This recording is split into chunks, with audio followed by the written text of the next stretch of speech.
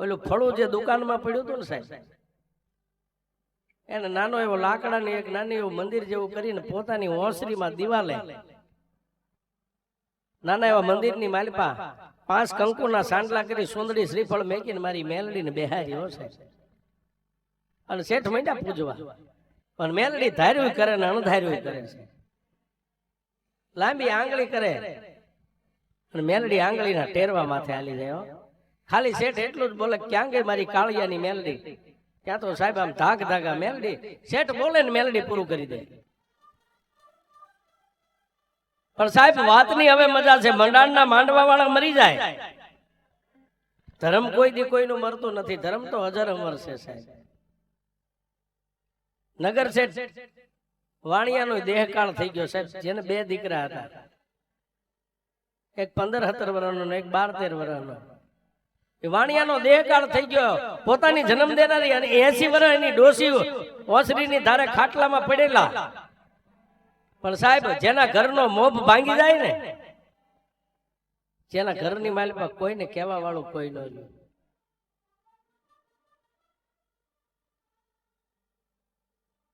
એટલી વાતે વાત પૂરી ન થાય સાહેબ. પણ માથે 12 મહિના ત્યાં પોતાના બાપનો દેહકાળ થઈ ગયો એટલે દીકરા હેડી હેડીના ભાઈબંધુ હારે અવળા રવાડે સડી ગયા છે. હવે જેના ઘરે હોનીની દુકાન હાલતી, ઈ હોનીના દીકરા સોરીના રવાડે સડ્યા છે. વાપરવાના પૈસા ઘટે તો કોઈ ભાઈબંધુ હારે ચોરી કરે. પણ એક દિવસ ક્યાંયથી કાંઈ ન મળ્યું. ઘરની માલિકા પોતાની જનેતા હુતી છે, એક બાજુ ગઈઠી ડોસી હુતા છે, એક બાજુ પોતાનો ભાઈ 15-17 વર્ષનો હુતો છે. અને સાહેબ 13 વર્ષના દીકરાએ નાનું એવું ટેબલ મેકી અને મેલડીના લાકડાના પાલખમાં જ્યાં બેહાર્યા હતા ને, એના બાપે હોનાનું સતર માથે ચડાવ્યું હતું ને હોનાનું સતર મેલડીનું આમ કરીને આમ ઉતારી લીધું હશે. ઉતારી પોતાના ખિસ્સાની માલિકા નાખી અને બીજા દિવસે ભાઈબંધોને આપીને વેચીને ખાઈ ગયા છે.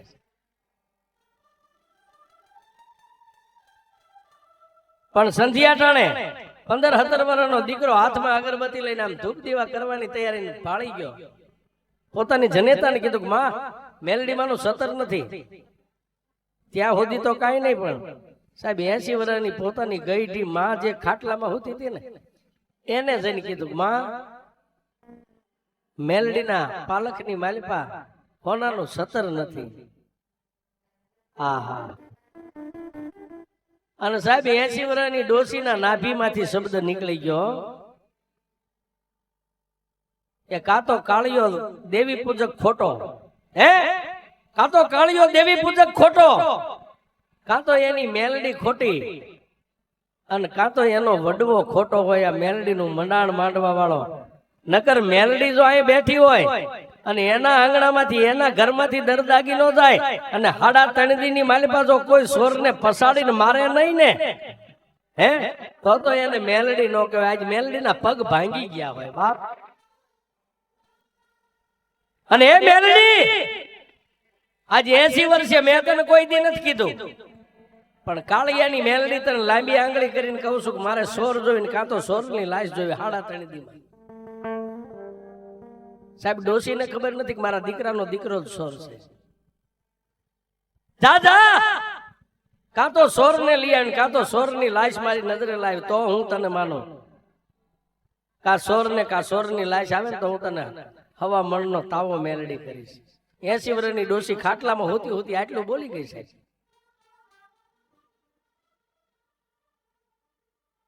એક દી ગયો, 2 દી ગયા, અને બીજા દિવસની મેકલી અંધારી રાતે હુતા હુતા પાછી ડોશીની નજર ગઈ. આમ મેલડી બેઠી હતી. શું બેઠી છો સાહેબ? જેના ઘરે થઈ ગયો ને એને ખબર હોય. શું બેઠી છો? કાં તો કાળિયો દુબળો, કાં તો મેલડી તું દુબળી, ને કાં તો કાળિયાનો વડવો દુબળો હોય છે. નકર તું કાલે આ 2 દી વ્યા ગયા, કાલનો 3જો દી ઉગી જાય છે. મેલડી દુબળી થઈ ગઈ, તારામાં હાલવાની હાલ્યો નહીં. સાહેબ બીજા દિવસે રાતે 10 વાગે ડોશી આવો ટકોરો કર્યો ને પ્રભાતના પોરમાં પોતાના ભાઈબંધો હારે તળાવની માલિકા દીકરો હોનીનો નાવા ગયો, જેને 17 સોજ્યું હતું. આમ ત્રીજો દી ઉગ્યો અને પાલકની માલિપાથી હવા વેતની નાગણી બની અને મારી મેલડી ઉતરી હવા વેતની નાગણી બની સાહેબ ઉતરી એવી નહીં કોઈની નજરે નો દેખાય ધર્મની લીલા કેવી હોય સાહેબ માણસ નો જાણ્યા પણ ઊભી બજારે ગામના પાદરમાં તળાવની પાળની માથે સડીને હવા વેતની નાગણી આમ પાવલી જેવડી ફેણ માંડીને મંડી ગઈ બધી કર જોવા એટલે 5-7 ભાઈ બધું તળાવમાં નાય છે પાણીના આરે જઈને પાણીની માલપા મારી મેલડી આલી હો સાહેબ જ્યાં ઓલા છોકરા નાતા હતા માલપા તરતા હતા જે છોકરે 17 સોર્યું તો એના જમણા પગના અંગૂઠે ઠડા ડંક દઈ દીધો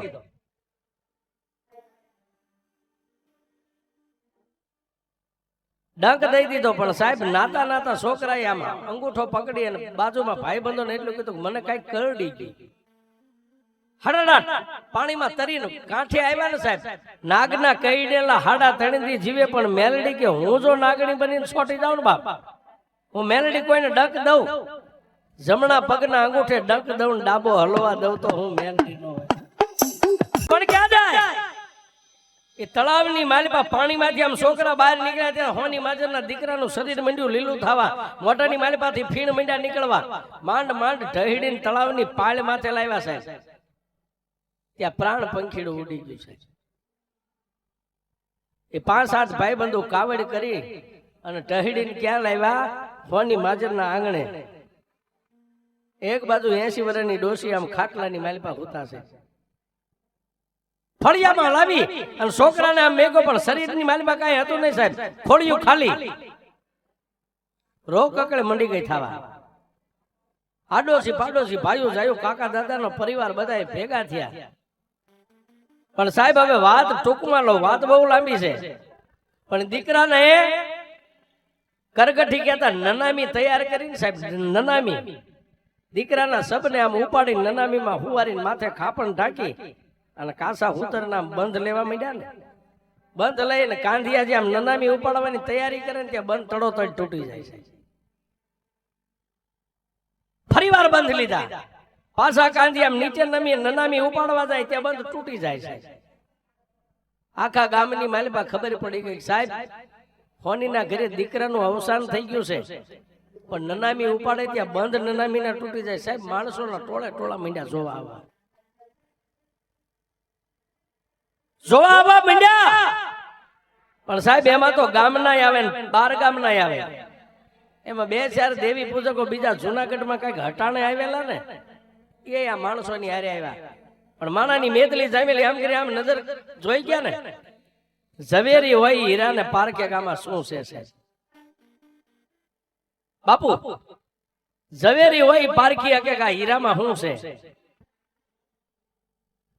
ત્રીજી વાર બંધ લીધા નનામીને ઉપાડવા જાય ને બંધ તૂટ્યા વરસાય એક દેવી પૂજકે બીજાને આમ ઠોહો માર્યો ને બીજાએ ત્રીજાને માર્યો કઈ આમાં તને કઈ લાગે છે ત્રીજો હતો ને એ 50 વર્ષની ઉંમર વટાવી ગયેલો સાહેબ થોડું સાપડું આવી ગયેલું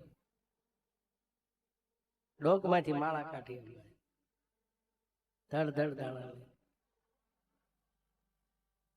તને કહું ભાઈ આ ખેલ રહ્યો ને આપણી કાળી વેલની દેવીનો છે મને એવું દેખાય છે હે કે આ ખેલ આપણી કાળી વેલની દેવીનો છે બીજાનો ખેલ નથી હા હા હા સાહેબ તમે જાણો ને સતા ન કયો ને તો તમે ઉપરવાળાના ગુનેગાર થાવ જાણતા હોય ને દુશ્મન ને કહી દેવું સાહેબ દુશ્મન ને કહી દેવું જો આમાંથી છૂટવું હોય ને તો જાણતા હોય તો દુશ્મન ને કહી દેવું જાણો ને પેટમાં રાખો તો ત્રિલોકના નાથના ભગવતીના ગુનેગાર બનો આગળ જઈ એક હાથમાં માળા છે અને આમ લેતા ને એને કીધું ભાઈ હવે બંધ નો બાંધશો એ તમે ગમે એટલા 5 થી બંધ બાંધશો તો બંધ એ કઈ રહેશે નહીં કેમ આમાં દેવી મેલડી નો માર છે હોની માજન કે મેલડીને મેં માનવી નહીં તેથી એક હોની માજનના દીકરાને બાવડું પકડીને એટલું કીધું કે તારે દેવીને જોવી છે ને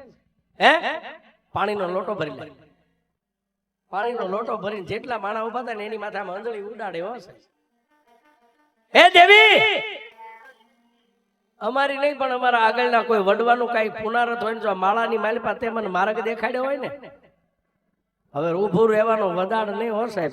ત્યાં તો 13 વર્ષની હોનીની દીકરી આમ બેઠી બેઠી રોતી હતી ને, એના ખોળિયાની માલિપા સાહેબ હોની માજરની બાઈ ઉભા થઈ ગયા. આ દીકરી શું છે પણ ખમા ખમા ખમા બાવડું થોપી અને જ્યાં નનામીની માલિપા ઓલું સબ હોવાર્યું તો ન્યા લાવીને દીકરીને ઉભી રાખી. કોણ બોલે? ત્યારે દીકરી આમ 80 વર્ષની ડોશી ખાટલામાં હતી, એની સામે આમ લાંબી આંગળી કરીને કીધું, ઓલી ડોશીને પૂછ હું કોણ છું, મારી ઓળખાણ ઈ આપશે. દાદા ઈ મને 3 દીથી ટકોરા મારતી, મને બેઠી નથી રહેવા દેતી. હે મને હકે બેહવા નથી દેતી મેલડીની. રાત નથી મને ટકોરા મારતી હતી કે તું દુબળી છો, ઈ વડવો દુબળો છે, કાળિયો દુબળો છે, અને તું જો દુબળી ન હોય તો સોર ના સતરના સોરનાર સોરની કાં તો નનામી મને મળવી જોઈએ, અને કાં તો સોર 3.5 દીમાં મળવો જોઈએ. કે ઈ ડોશીને 3.5 દીની મારી પર મારા સોરની નનામી હું મેલડી લાગી છું.